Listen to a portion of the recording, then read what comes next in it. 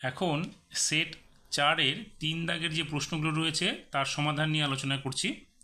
3 দাগের প্রথম প্রশ্নটিতে বলেছে প্রত্যেকে চাঁদা দিয়েছে সদস্য সংখ্যার 4 গুণ এবং মোট চাঁদা উঠেছে 4096 টাকা। আমাদের সদস্য সংখ্যা বের করতে হবে। আমরা কি করব, যেহেতু প্রত্যেক সদস্য তার সদস্য সংখ্যার 4 গুণ চাঁদা দিয়েছে, আমরা 4 দিয়ে মোট টাকাটাকে আগে ভাগ করে নেব। তাহলে 4 দিয়ে আমরা 496কে ভাগ করব। এখানে 4 একে 4 হলো, শূন্যটা আমরা এখানে তুলে দিলাম। এবার 4 দুগুণে 8 দেব, এখানে বাজবে 1, 6টা নামলো, 4 4-এ 16 হলো। এইবার আমরা এখানে যে ভাগফলটা হলো 1024, এটাকে আমরা বর্গমূল করব। তাহলে সদস্য সংখ্যা কী হবে? সদস্য সংখ্যা হবে যে ভাগফলটা হলো তার আমাদের বর্গমূল করতে হবে, অর্থাৎ এখানে রুট 1024 করব। এই 1024কে আমরা বর্গমূল করলে এখানে বর্গমূলের সংখ্যা পাবো হচ্ছে 32। কারণ কি দেখো, এখানে 1024 আমরা যদি জোড়া ধরি তাহলে এখানে কী হবে, 3 3-কে 9 হবে, 1 বাজবে, 2 4, আর এখানে 3-এর ডবল কত হবে 6, আমরা এখানে 2 বসাবো, 2 দিয়ে গুণ করলে 124 হয়ে যাবে, যেখানে হবে 32। তার মানে বর্গমূল সংখ্যা 32, অর্থাৎ সদস্য সংখ্যা হবে আমাদের 32 জন। 2 নম্বর বলেছে পড়ার বই এবং গল্পের বইয়ের সংখ্যার অনুপাত 4:3, যেখানে পড়ার বই 28টি, আমাদের গল্পের বই এবং মোট বই বের করতে হবে। তাহলে যেহেতু গল্পের বই এবং পড়ার বইয়ের অনুপাত আমাদের দেওয়া আছে, আমাদের পড়ার বইয়ের সংখ্যাটা দেওয়া আছে, তাহলে গল্পের বই কী পাবো আমরা এখানে 28 গুণ এখানে পড়ার বই, তাহলে পড়ার বইয়ের অনুপাত কত 4, যেটা দেওয়া থাকে সেটা আমরা নিচে লিখবো, যেটা বের করতে হবে সেটা উপরে লিখবো। তার মানে গল্পের বইয়ের অনুপাত কত 3 লিখবো আমরা উপরে। 4 দিয়ে এটাকে কাটলে কত হবে 7, 3 7 21টি হচ্ছে আমাদের গল্পের বই। এবার মোট বই দেখো, পড়ার বই এবং গল্পের বইয়ের সংখ্যাটাই মোট বই, তাহলে 28 যোগ 21, অর্থাৎ এখানে হচ্ছে কত 49টি বই হচ্ছে আমাদের মোট বই। এবার 3 নম্বরে বলেছে দাদু মেলাতে যাওয়ার জন্য আমাকে কত টাকা দিয়েছে, 50 টাকা দিয়েছে। আমি খরচ করেছি কত, এখানে বলেছে 70%, তাহলে আমি মেলায় খরচ করলাম কত 50 টাকার 70%, তার মানে 70/100। 50 দিয়ে এটা কাটলে কত হবে 2 দিয়ে এটা কাটলে কত হবে 35, তার মানে আমি 35 টাকা মেলায় খরচ করলাম।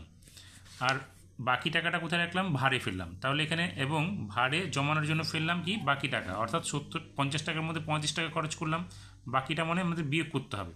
তার মানে 50 বিয়োগ 35, তার মানে বিয়োগ করলে কত হবে, এখানে 15 টাকা হবে।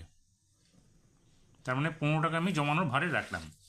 এবার এখানে 4 নম্বরে বলছে 4 অঙ্কের বৃহত্তম পূর্ণবর্গ সংখ্যা নির্ণয় করি, যা 12, 18 এবং 30 দিয়ে বিভাজ্য হবে।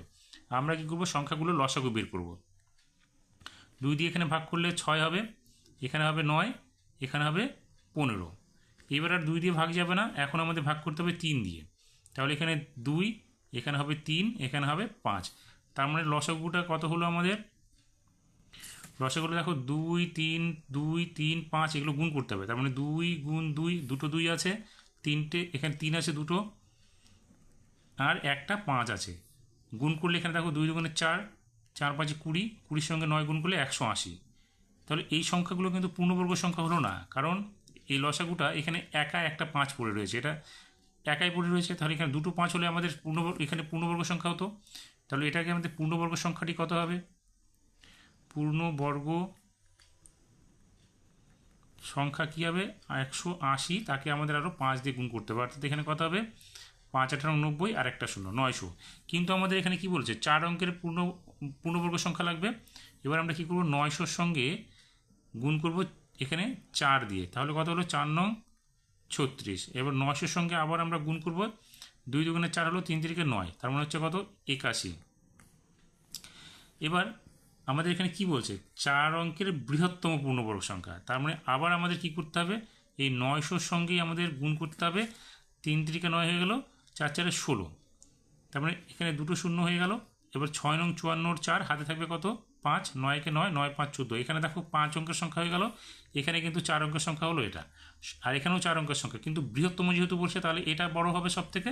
তাহলে আমরা লিখব বিভাজ্য 4 অঙ্কের পূর্ণবর্গ সংখ্যাটি হলো 8 1 0 0।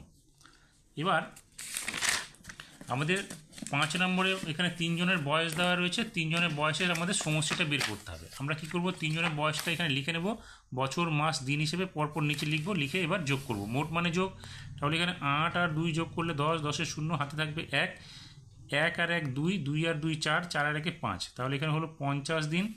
এখানে কি হলো 8 5 13 আর 1 14, 14 4 হাতে থাকলো 1, একটা এখানে যোগ হলে এখানে হয়ে গেল 2। এখানে 7 3 10, 10 আর 0 10 হাতে থাকবে 1, 1 আর 1 2, হাতের 1 মিলে হচ্ছে 3। দেখো এখানে দিন কিন্তু আমরা এখানে 50 আছে, 30 দিনের বেশি আমরা রাখবো না, তাহলে 30টা এখানে বিয়োগ করলে এখানে কত দাঁড়াবে, এখানে দাঁড়াবে 20। এবার 30 দিনে 1 মাস হয়, তাহলে এখানে 1 যোগ করলে এখানে হয়ে গেল 25 মাস, এখানে হয়ে গেল 30 দিন। এবার আমরা কি করব, 20টা রেখে দিলাম। এখানে আমাদের যে মাস আছে আমরা কিন্তু 12 মাসে 1 বছর ধরি, তাহলে এখানে 12 12 দুবার বেরোবে, অর্থাৎ 24 মাস বেরিয়ে যাবে, থাকবে কত 1 মাস, তাহলে এখানে হলো 1 মাস। আর 12 12 দুবার বেরিয়েছে অর্থাৎ 2 বছর, 30-এর সঙ্গে 2 যোগ করলে এখানে হবে 32। তার মানে আমাদের কী হলো, 3 জনের মোট বয়স হচ্ছে 32 বছর 1 মাস 20 দিন হয়ে গেল। এবার 6 নম্বরে বলেছে মোট টাকা এখানে 3:4 অনুপাতে ভাগ করতে হবে।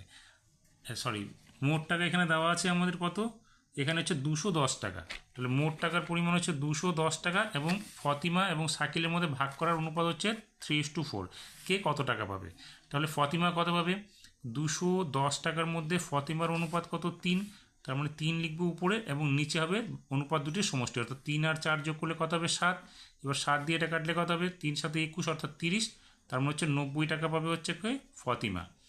আর শাকিল কত পাবে, শাকিল পাবে 210 গুণ শাকিলের অনুপাত কত 4, 4 লিখবে উপরে, এবং নিচে অনুপাত দুটির সমষ্টি 3 আর 4 যোগ করলে এখানে হবে 7, 7 দিয়ে এটা কাটলে হবে 30, তার মানে 3 4 120, এই 120 টাকা পাবে হচ্ছে শাকিল। এবার 7 নম্বরে একটা সরল রয়েছে, সরলটা সমাধান করতে হবে, কিন্তু এখানে সমাধান করতে গিয়ে দেখো প্রথম বন্ধনীর উপরে এই দুটোর মধ্যে বার দেওয়া আছে, রেখা বন্ধনী আছে, তার মানে এই অংশটুকু আগে আমাদের সমাধান করতে হবে। তাহলে এখানে 1 বিয়োগ তৃতীয় বন্ধনী থেকে গেল 1/2 ভাগ দ্বিতীয় বন্ধনী 2 বিয়োগ 1/2, এখানে ব্র্যাকেট থাকলো 1/2 বিয়োগ, এখানে আমরা লসাগু করব, 3 আর 6 লসাগু কত হবে 6, 3 দিয়ে এটাকে ভাগ করলে 2 হবে, তাহলে 2 একে 2 হলো, বিয়োগ 6 একে 6 1 হলো, 1 এর সঙ্গে 1 গুণ করলে এখানে 1 হলো। প্রথম বন্ধনী বন্ধ, দ্বিতীয় বন্ধনী তৃতীয় বন্ধনী, 1 বিয়োগ তৃতীয় বন্ধনী 1/2 ভাগ, এখানে আমাদের কি হলো, দ্বিতীয় বন্ধনী হলো 2 বিয়োগ 1/2, এখানে এবার 1/2 থাকলো, বিয়োগ করব, 2 থেকে 1 গেলে 1 হলো, 1 থেকে 6 হলো। এখন আমাদের কি করতে হবে, আবার এই অংশটুকু সমাধান করতে হবে, তাহলে 1 বিয়োগ যা আছে আমরা এটুকু পর্যন্ত লিখে যাব। এবার কি করব, আমরা এখানে লসাগুটা করব, 2 আর 6 লসাগু কত হবে 6 হবে, 2 দিয়ে এটাকে ভাগ করলে 3 হবে, 3 লিখলাম, বিয়োগ 6 দিয়ে এটাকে ভাগ করলে 1 হলো, 1 এর সঙ্গে 1 গুণ করলে 1 হলো। প্রথম বন্ধনী দ্বিতীয় বন্ধনী এবং তৃতীয় বন্ধনী, এখন কি করব, 1 বিয়োগ যেটুকু আছে আমরা লিখে যাব, 2 বিয়োগ 1/2, এখানে দেখো কিছু নাই, এখানে আমাদের এর মানে কি গুণ, তার মানে এই অংশটুকু আগে আমাদের সমাধান করতে হবে। 3 থেকে 1 চলে গেলে 2 হলো, 2 নিচে 6, এখানে প্রথম বন্ধনী শেষ হয়ে গেল, এখানে আমাদের দ্বিতীয় বন্ধনী পড়বে, তারপরে তৃতীয় বন্ধনী, তার মানে এই অংশটুকু সমাধানটা কিন্তু আমাদের আগে করতে হবে। তাহলে 2 2 কেটে গেল, তাহলে 1 বিয়োগ তৃতীয় বন্ধনী 1/2 ভাগ, এখানে দ্বিতীয় বন্ধনী 2 বিয়োগ, এখানে হলো 1/6,